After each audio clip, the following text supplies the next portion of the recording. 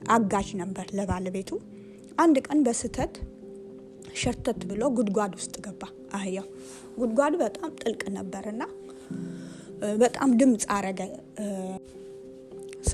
ሰላም ውድ የዚህ ቻናል ተከታታይ ቤተሰቦች ዮርዲ ነኝ። እንዴት ሰነበታችሁ? እኔ እግዚአብሔር ይመስገን ሰላም ነኝ።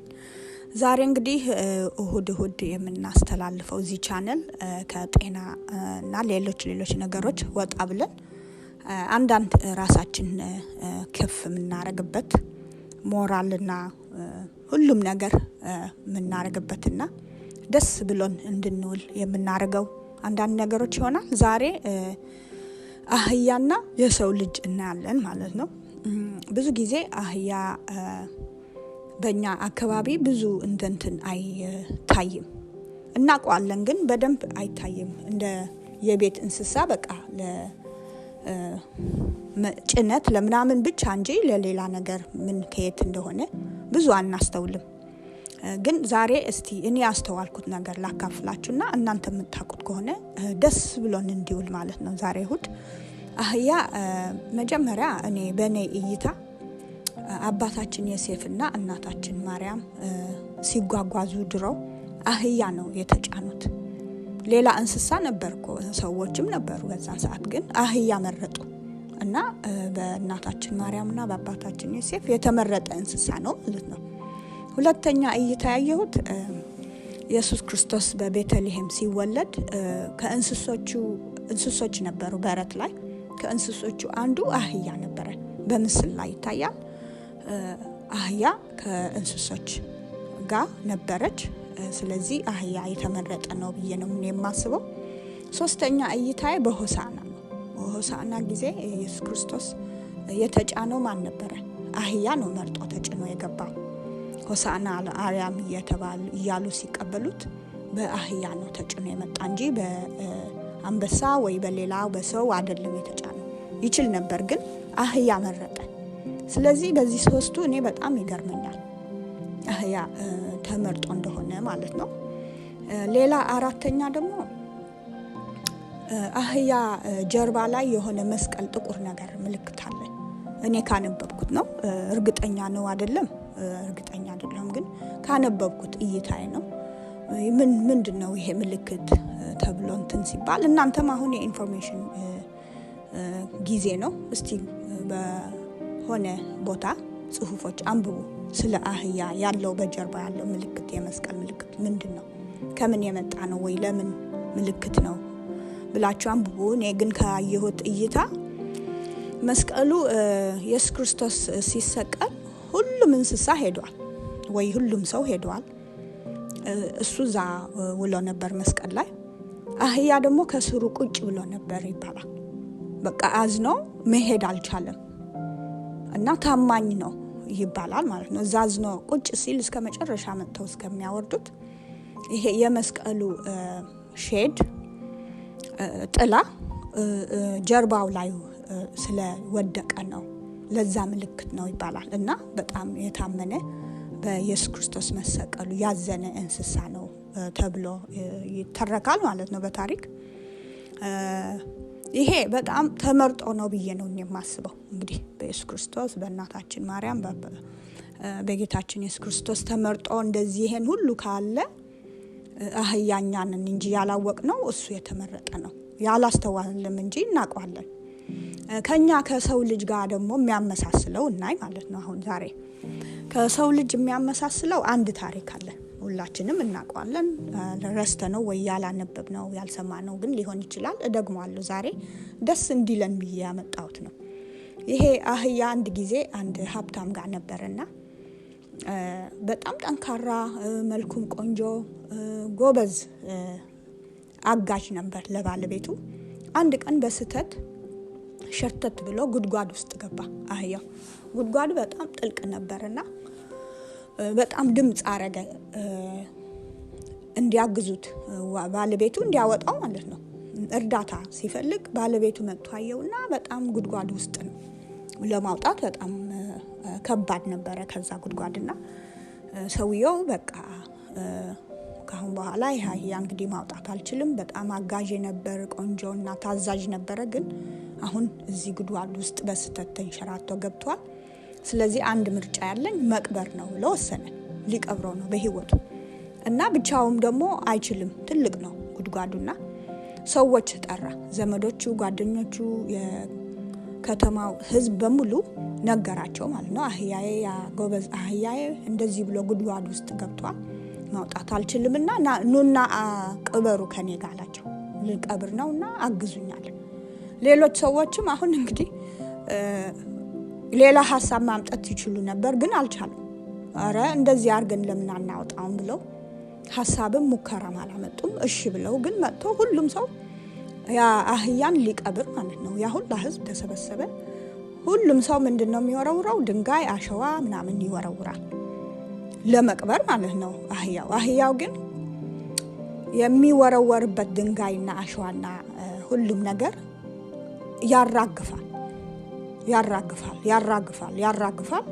ያራገፈ ያ ጉድጓድ እየሞላ አህያው ወደ ላይ እየወጣ መጣ ግን ያንን ከዚህ ሁሉ ሰው የሚወረወረው ድንጋይ አሸዋ ግን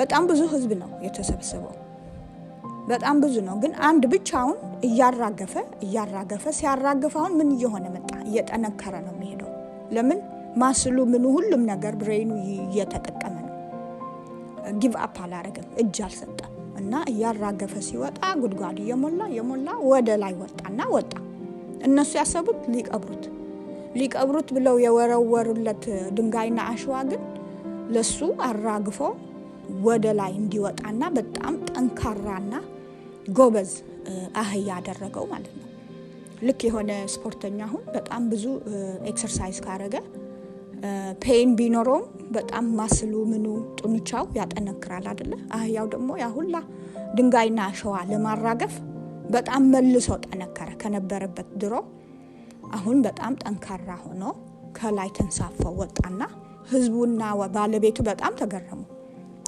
እኛ ልንቀብሩ ያሰብነው አህያው ጠንክሮ ሞር ስትሮንግ ሆኖ ወጣ ብለው ተገርመው ከዛ ሲወጣ ባለቤቱ በጣም ትልቅ ድግስ አደረገ ሁሉም ህዝብም ደስ ብሎት በላ ጠጣ ደስ አላቸው ከዛ በኋላ አህያው ተከበረ በጣም በሪስፔክት አረጉት ክብረቱ በዛ ከተማ በሙሉ ዋና ባለቤቱ ህዝቡም ዘመዱም ሁሉም ሰው ለዛ አህያ በጣም ሃይ ሪስፔክት ወይ ደግሞ በጣም በክብረት አይን አይተው ተንከባክበው እስከ ጊዜ ሞቱ በጣም ተንከባክበው ነው ያኖሩት እሱ ደግሞ የሚገባውን በጣም ስትሮንግ ነው የሚገባውን ያገዛቸው በህይወቱ አለፈ እና ይሄ አሁን ለኛ ምንድነው የሚያስተምረው ስል ከሰው ልጅ ጋር ስናየው ማለት ነው እኔ ደግሞ በበኩሌ ከኔ ግል እይታ ማለት ነው አንድ ሰው ከወደቀ በስተትም ይሁን በሆነ ናቹራል ነገርም ሊሆን ይችላል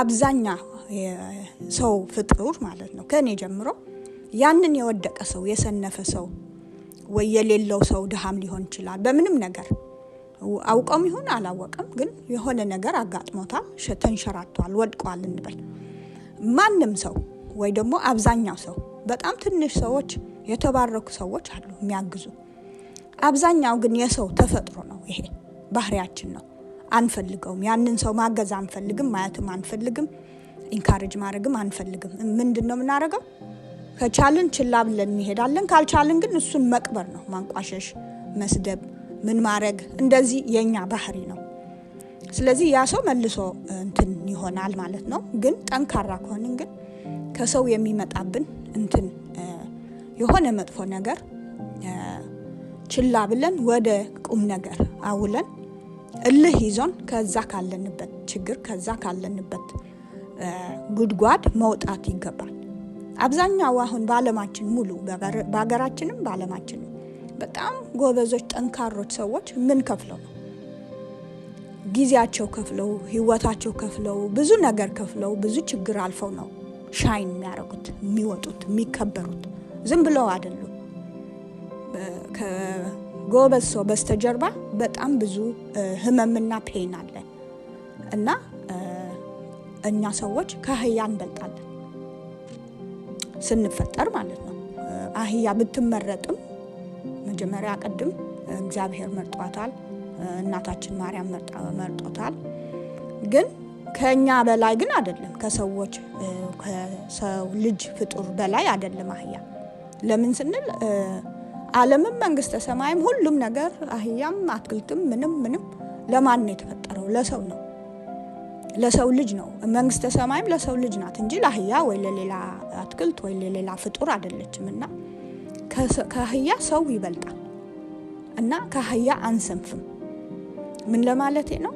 የሆነ ችግር ቢገጥመን አውቀንም ተንሸራተንም ሊሆን ይችላል፣ በሰውም ሊሆን ይችላል፣ በናቹራልም ሊሆን ይችላል። የሆነ ነገር ውድቀት ሲመጣ ከአህያ በጣም የሚበልጥ ብሬን አለን፣ አንጎላችን አለን እና እሱን ተጠቅመን ጉልበት አለን ተጠቅመን ያለውን የመጣውን ችግር አራግፈን ወጥተን ራሳችን ተከብረን ሰው አክብሮን በህይወታችን መኖር ለሰውም ጠቅመን በህይወታችን እንድናልፍ ነው ይሄ ነገር ያመጣሁት። ከአህያ የሰው ልጅ ይበልጣል። ያጋጠመው ነገር ደግሞ ከአህያ የሰው ልጅ ይጠነክራል። አራግፈን የመጣው ነገር አራግፈን መጥፎ ነገሩ አራግፈን ወደ ጥሩ ነገር እንቀይረው። ለመቅበሪያው የመጣ ድንጋይ አራግፎ በዛ ተንሳፎ ወጣ። ሰዎች ሊቀብሩት ነው ያሰቡት አህያውን። እሱ ግን ድንጋዮቹ ለመቅበሪያ ታስበው እሱ ወጥቶ መወጣጫ መሳልል ተጠቅሞበት በዛ ላይ ደግሞ ማስሉም ጡንቻዎቹም አጠነከረበት። አሁን ከሰዎች ይሁን ከተፈጥሮ የሚመጣ ኔጌቲቭ ነገር እኛ ወደ ጥሩ ነገር እንቀይረውና ራሳችንን እናጠነክር ማለት ነው። ራሳችንን አጠንክረን ተከብረን ሰዎችም ጠቅመን ለራሳችንም ተጠቅመን ደስተኛ ሆነን እዚህ ዓለም እንድንኖር አደራላለሁ። ለዛሬ ይሄ የእሁድ ወሬያችን ይሆናል። ወይ ደግሞ በጣም ደስ ብሎን ጠንክረን እንደምንወጣ በተስፋ በትዕግስት እንድንወጣ ነው። ከአህያ የሰው ልጅ ይበልጣል ወይ ደግሞ አህያና ሰው የሚያመሳስልበት ይሄ ይሆናል። አይዟችሁ፣ አይዞን፣ ደስ ይበላችሁ። በሰው በመሆናችሁ ደስ ይበላችሁ። ጠንካራ ነን፣ ቆንጆች ነን፣ ጎበዞች ነን። ሁሉም ነገር ለኛ ነው የተፈጠረው። ስለዚህ ደስ ብሎን እንድንውል የዛሬ እሁድ መልካም ቀን ያርግልን። በሌላ ቪዲዮ እስክንገናኝ ሰላም ለሁላችን ይሁን።